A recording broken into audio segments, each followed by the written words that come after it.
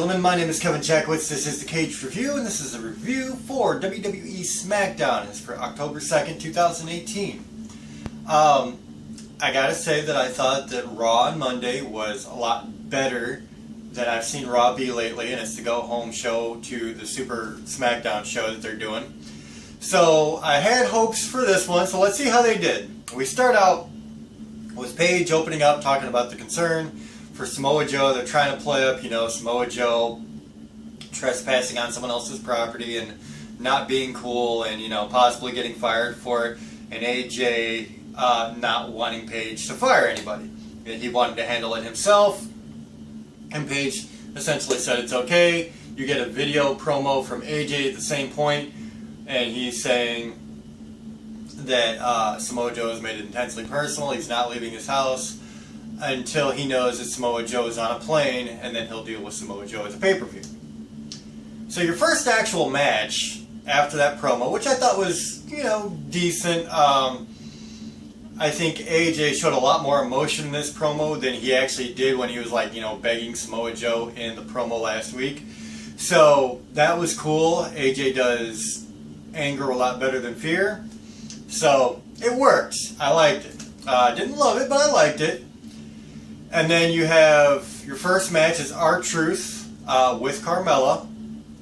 And it's a mixed tag match against Andrade Cien Almas and Zelina Vega. And I thought it was a pretty good match. I think Andrade is a very good athlete. I can't wait to see what they do with him in the future. It looks like, right now they're bringing him in, seeing what he's going to bring to SmackDown, I think, because he's kind of been back and forth. He's had a couple of good wins, a couple of big losses. Maybe they're just not entirely sure what to do with him. And I think that goes the same with Zelina Vega. R-Truth, very good. I think he was good in the match, and I do like some of the moves that he puts on it. Visually, it looks cool. The corkscrew when he does that drop kick or the elbow. He just adds a little flavor to everything. So I do like R-Truth, and I have to say I've been very outspoken against Carmella. I'll be honest, I've not been a big fan of her in ring, and I don't like her as a heel. Now, I'm going to say, I actually kind of liked Carmella because she's not using the whole, annoyance for heel heat gimmick. I think it's actually easier to be a face for her than it is to be a heel because, face, you go out, you kind of pander to the crowd, it's what faces do. But it comes across a little bit better than the heel annoyance gimmick. It just, if you want to be a good heel, look at the types like Samoa Joe. Like, he's a heel, he doesn't have to be cheap about it, and, it just works. So that's what I'm trying to talk about, just not using the cheap annoyance and, just being a child. So I actually liked her better in the match, though, too. It wasn't as fluid as it could be, for sure. And I'm not saying that she's suddenly becoming a good wrestler, but I am saying there was definitely improvement in my eyes. And I've always said that if somebody improves, I will give them every credit in the world. I'm not here to bash anybody or keep anybody, as far as anybody's opinion about somebody down. I liked her. I did. So at the end, there was actually kind of a cool sequence there where Zelina Vega goes to roll up Carmella. Carmella transitions it. Zelina Vega kind of does this flip over Carmella where she was going to try to pin her. And then Carmella kind of turns it into a submission. Zelina taps out. And it wasn't bad. It really wasn't bad. So like I said, I have to give Carmella credit where it's due. So that's where it was. Then you get backstage, Paige, Ty Dillinger bit. Ty Dillinger talking about he wants a match with Randy Orton because of what Orton did to him last week. And Paige you gotta be crazy. You've seen what he did to Jeff Hardy. He's like, I don't care. So the match is on for later. The New Day, trying to do this comedy bit, promo. I like the New Day. And I gotta be honest, I'm over the pancake thing completely. It wasn't that big of a thing for me to begin with. I thought it was cheesy and lame. But the New Day they make cheesy and lame work sometimes. They really do. But this promo, I mean, it had, you know, a couple of funny points to it, but I would really like to see them move past this. They did very well with what they were working with, but I would like to see them get past it. The bar, they interrupt this promo where they're doing like this cooking lesson with Mr. Bootyworth, and the bar, they come down, they take out the New Day, they pour the pancake batter all over Mr. Bootyworth and, you know, tell him to get out the ring. Crowd definitely, you know, booing the bar, getting the heel heat, so that worked for them. I don't know though. I'm not sure that I was the biggest fan of this bit just because of how cheesy it was, and that's just my take on it. The bar, Cesaro and Sheamus, I would really like to see them loosen up in their personality. Because if you've seen them in like their everyday videos and stuff, they can be funny and stuff like that. But when they're doing these promos, they're not at all, ever. And so I would really like to see more of their actual personality come out. So that's where I'm at with them guys. I like them. They're both good in the ring. Want to see them really shine a little bit more though on the microphones. Then you get Ty Dillinger versus Randy Orton. Ty Dillinger is going off on Randy Orton from the beginning of the match. He kind of runs out to Randy Orton before the match even starts. Kind of a beatdown ensues. Randy Orton eventually turns the tables. And then Randy Orton does this thing where, like, he takes the wrapping off of the cord that goes from the belt buckle to the pole. And there's this, like, metal piece there that's got a little groove in it. It's like, you know, maybe an 1.5 inch hole in here. And so Randy Orton sticks Ty Dillinger's finger up in that groove, and he starts contorting it every which way and slamming it against the metal. And it was funny because the crowd, being the crowd, they start chanting 9 instead of 10 because Orton's fucking up his finger. I had to laugh at that one. That was pretty good.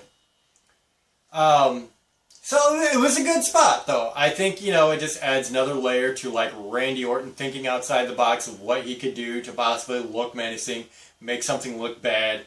It was kind of unique and inventive in a way, as far as, you know, trying to get something that visually looks like Randy Orton's really hurting somebody. So it worked. I liked it. Rusev, Lana, Aiden English bit, I'll get it out, was next. And the promo was decent. You know, I still struggle with Rusev just because he does have such a thick accent when he's talking and stuff, and it loses me sometimes, and it's, you know, certainly not his fault. I mean, it is what it is. Aiden English, he's working on the promo on his angle, talking about how he wants to show this clip, and the clip became, he's in his motel room, Lana knocks on the door, she walks in, she says, I really need to tell you something, I want you, and the clip ends. Rusev, of course, is looking at Lana. Aiden says, I can't show you what happens next. Rusev goes after Aiden English. Cut to commercial, you come backstage, Rusev and Lana are talking about it. She's like, I can explain. He's like, we're not going to do this right here, right now. And he goes after Aiden English. After that, you get Daniel Bryan versus Shelton Benjamin. You have The Miz on commentary. Good match overall. I like Shelton Benjamin. He's an amazing athlete. Daniel Bryan, obviously very good as well.